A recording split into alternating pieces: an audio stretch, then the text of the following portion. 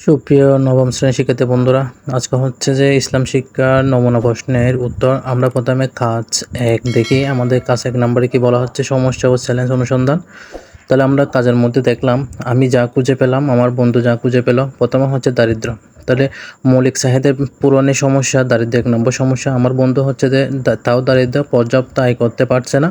তারপর হচ্ছে আমি যা খুঁজে পেলার মধ্যে শিক্ষার অভাব, যেটার কারণ হচ্ছে সঠিক শিক্ষা থেকে অনেক শিশু যুবকরা বঞ্চিত হচ্ছে।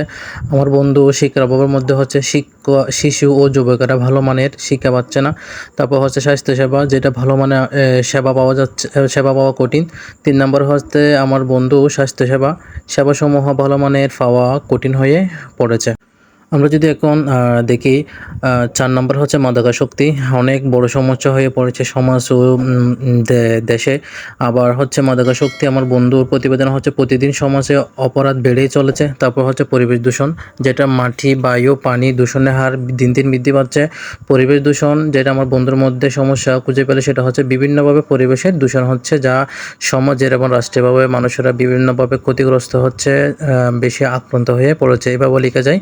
তারপর হলো যে সমস্যাটা আমরা পেয়েছি সেটা সামাজিক গুরুত্ব, ধর্মীয় গুরুত্ব। তাহলে এখানে দেখতে পাচ্ছি আমরা সামাজিক গুরুত্ব হচ্ছে আর্থিক সামাজিক উন্নয়ন।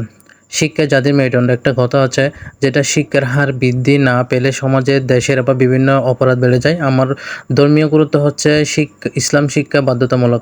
ইসলামে বলা হচ্ছে যে ইসলাম ধর্মের শিক্ষা অর্জন করা ফরজ। কেননা হাদিসে বলা হচ্ছে দিন ইলম তলব করা প্রত্যেক মুসলমানের জন্য ফরজ, এটা হচ্ছে হাদিসে মহানবী ইসলাম বলেছেন।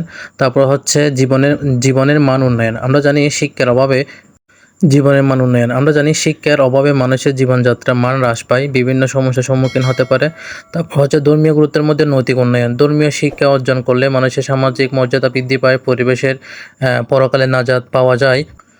তারপরে হচ্ছে যে যার ফলে ইহকালেও ইতিবাচক পরিবর্তন আনে, যা পরকালেও জান্নাত লাভ করা যায়।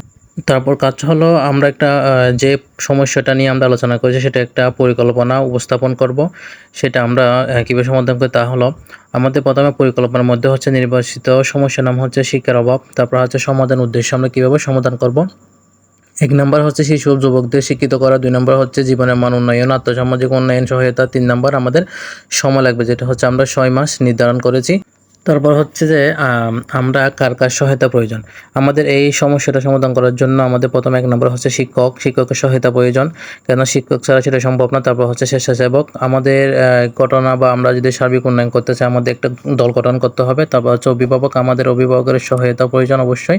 অভিভাবকের সহায়তা ছাড়া আমরা কখনো সেই পরিকল্পনাটা, চ্যালেঞ্জটা আমরা গ্রহণ করতে পারবো না। সেই সাথে স্বেচ্ছাসেবক লাগবে, শিক্ষকের সহায়তা লাগবে। তারপরে হচ্ছে যে কীভাবে হচ্ছে ইসলামের বিধিবিধান ও নির্দেশনা চর্চা বা প্রয়োগ, আমরা কীভাবে চর্চা বা প্রয়োগ করতে পারি, তা হলো প্রথমে আমাদের ইসলামের বিধিবিধান ও নির্দেশনা চর্চা। 1 নম্বর শিক্ষার্থীদের ইসলামের প্রতি সুশিক্ষা দেওয়া। তারপর 2 নম্বর হচ্ছে নৈতিক, আমাদের সর্বশেষ হচ্ছে নৈতিক ও মানবিক, কীভাবে আমরা কাজটা করব। এখানে আমরা যদি দেখি নৈতিক ও মানবিক, শিক্ষার্থীদের সুনাগরিক হিসেবে গড়ে তোলা, সমাজের সার্বিক উন্নয়নে সহায়তা করা ইত্যাদি। এভাবে আমরা আমাদের 1 নম্বর সমাধানটা শেষ করতে পারি।